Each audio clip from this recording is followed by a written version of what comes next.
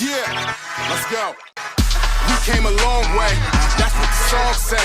And I could do all things, I could do all things. Yeah, I could do all things, yeah. We came a long way, that's what the song say. And I could do all things. Why is website accessibility important for? That's a great question. So really there's two basic reasons why, website owners will come to us. The first is protection and the second is inclusion. So protection, we have to talk about an unfortunate sort of situation that's out there, and that's a litigation environment that's been created, right? So the Department of Justice in 2018 made an affirmation that websites are places of public accommodation, and so they need to make these accommodations and adjustments for people with disabilities, or else plaintiffs can sue the website owner.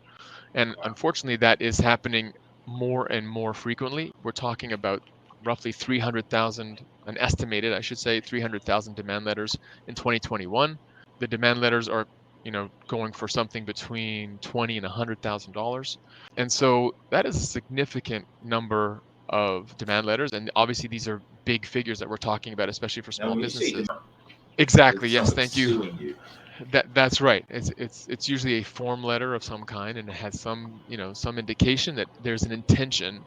And again, I'm not a lawyer, so I'm just I'm just sort of like going from experience with what we've seen. But essentially, there's an intention of some kind of litigation, and obviously, it can be very stressful for business owners.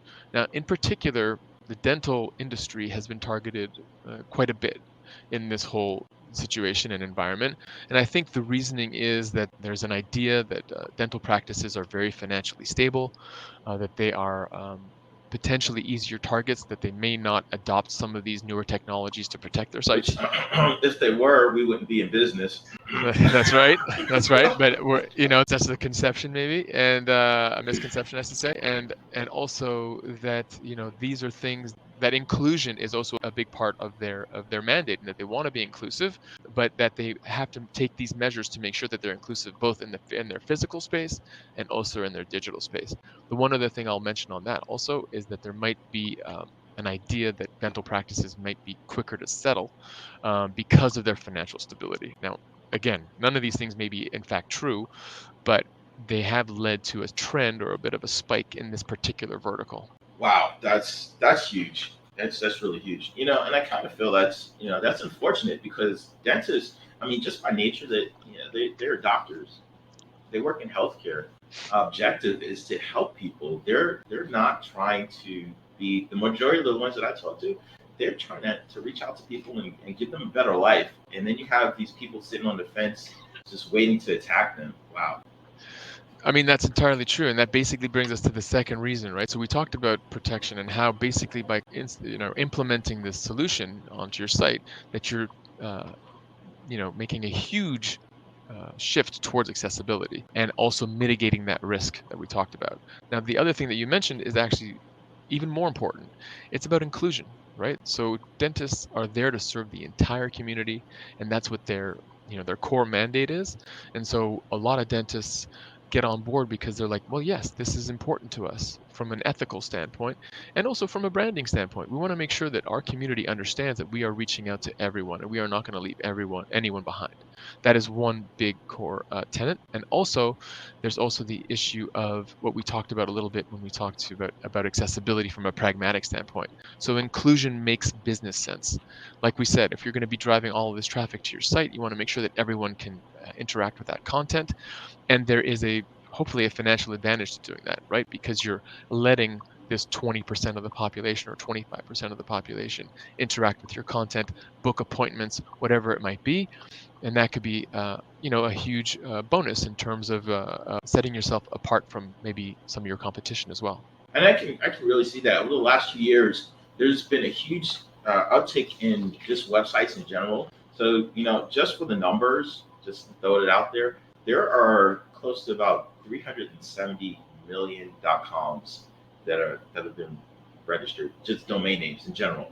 That's a lot of websites out there for people to go and to visit.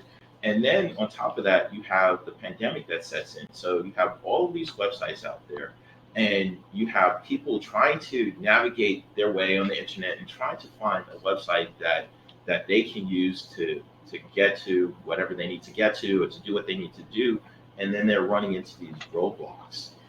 So I mean, it's just phenomenal. No, I think that's a really good point. It's really important to make these efforts for the disabilities community in general, and we have to see that this is something that is a core principle for a lot of these businesses as they grow and as this whole situation evolves. You know, understanding this has become and is evolving into a new standard in the industry, right? I'm sure you remember SSL technology probably, 10 years ago when it first came out, and then maybe 5 years ago when Google came out and said, listen, we're not even going to list you in our results unless you are SSL secure. I think that So for you non-technical people out there, SSL is basically when you type in the URL, the HTTP, they just add an S on the back of it.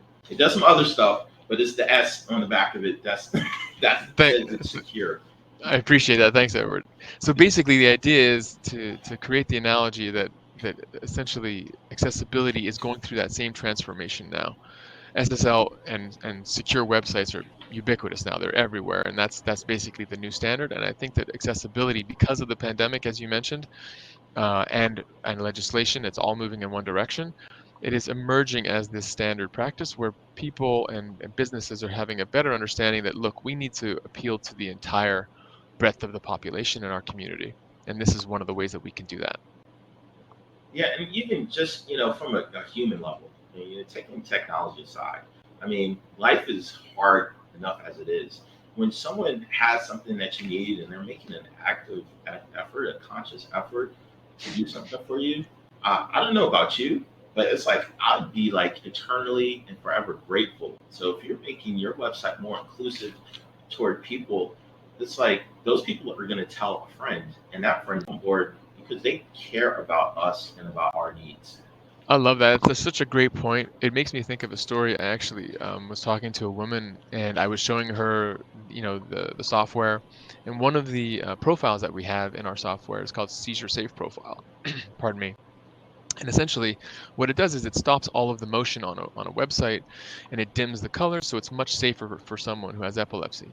And it turns out that this woman, her daughter, had epilepsy, and she was so moved that a company had made the effort to actually create a product that was designed for her daughter and the community that her daughter is a part of, because that happens so rarely. And by the way, people in the disabilities community are the most loyal consumer group of all consumer groups. Exactly as you said, if once they see that a business is actually recognizing them and making an effort to include them in their, in the fabric of their business, they tell their community and they are quite loyal. So that is another thing to keep in mind in all of this.